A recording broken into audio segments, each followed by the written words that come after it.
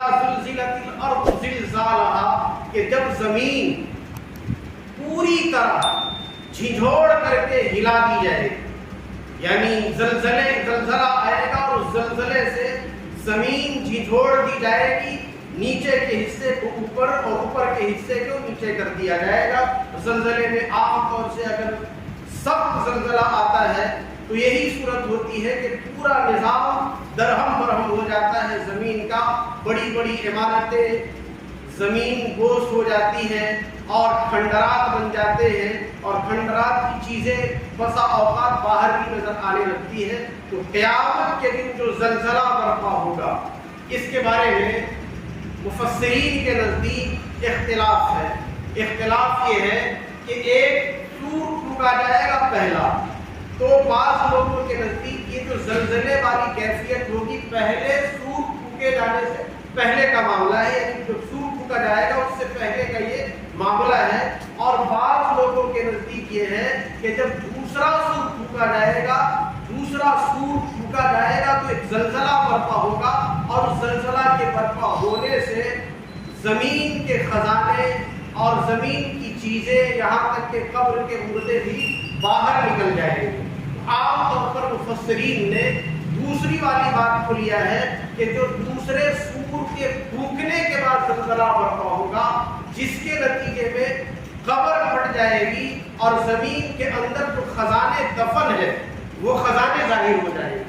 کہا جاتا ہے کہ سونے کے پہاڑ نظر آئیں گے، اور جو قبر سے مردے نکلیں گے، جن لوگوں نے مال کی وجہ سے دنیا میں نہ جانے کیا کیا کیا ہوگا، وہ لوگ کہیں گے یہی وہ مال ہے جس کی وجہ سے ہم نے حرام کاری کی تھی، غلط طریقے سے کمایا تھا۔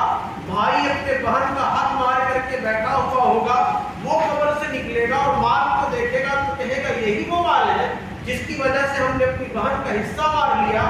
چور نکلے گا، اس کے ہاتھ کٹے ہوئے ہوں گے، وہ چور پہاڑ کو دیکھے گا سونے کے اور کہے گا یہی وہ مال ہے جس کی وجہ سے میں نے دنیا میں اپنے ہاتھ کٹوا لیے۔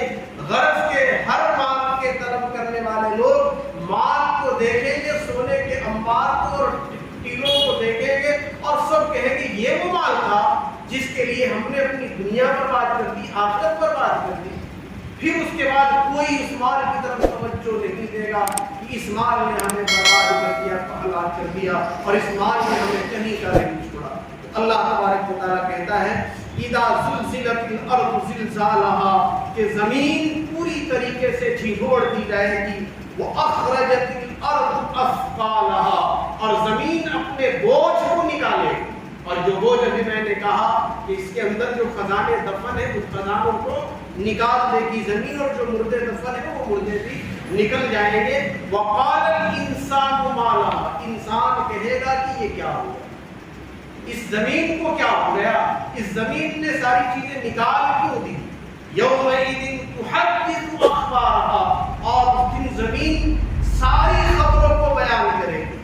زمین کے اندر جو انسان جس گناہ کو کیا ہوگا وہ زمین گواہی دے گی کہ اس بندے نے اس جگہ پہ کھڑے ہو کر کے میرے اوپر یہ گناہ کیا تھا، یہ غلط کام کیا تھا، یہ برائی اس نے کی تھی۔ زمین بولے گی، زمین خبر دے گی، اللہ تبارک و تعالیٰ کے دربار میں کھڑے ہو کر کے زمین کی گواہی ہوگی، اور زمین کی گواہی کے بعد انسان پریشان ہوگا اور کہے گا کہ یہ زمین کیسے بول رہی ہے۔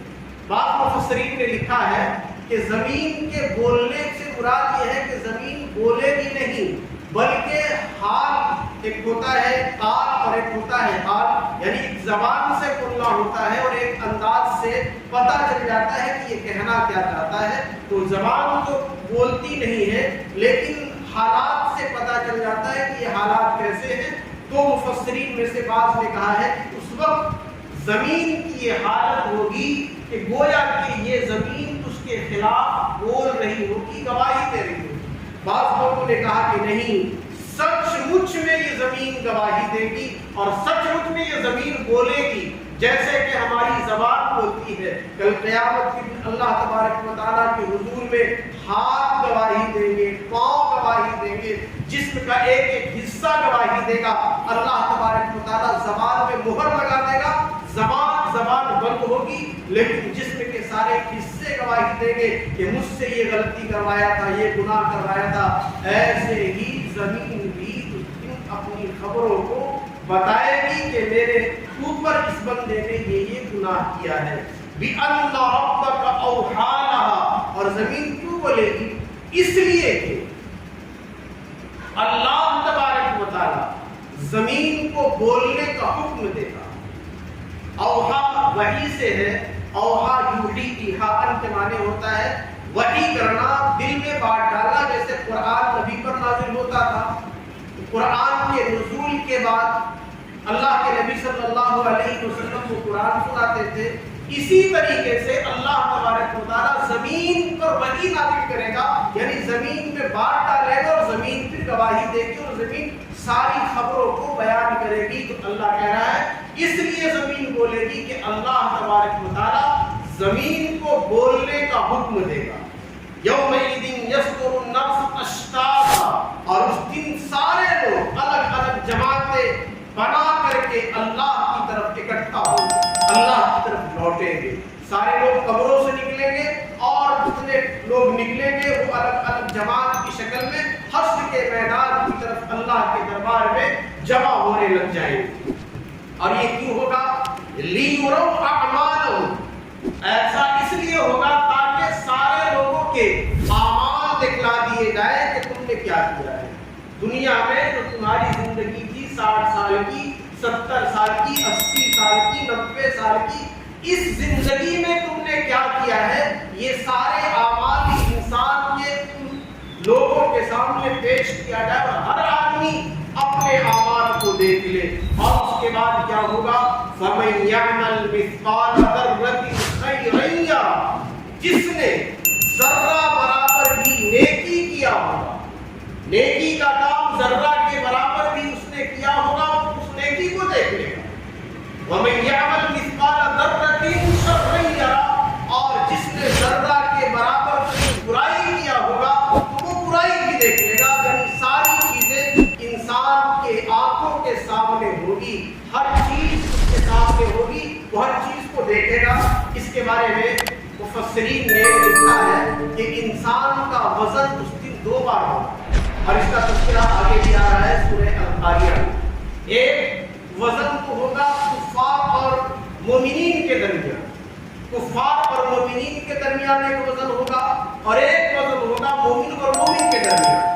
کفار اور مومنین کے درمیان جو وزن ہوگا نیکی کا، اس میں بلا مبالغہ ایمان والوں کا وزن زیادہ ہوگا اور کفار کا وزن ہلکا ہوگا۔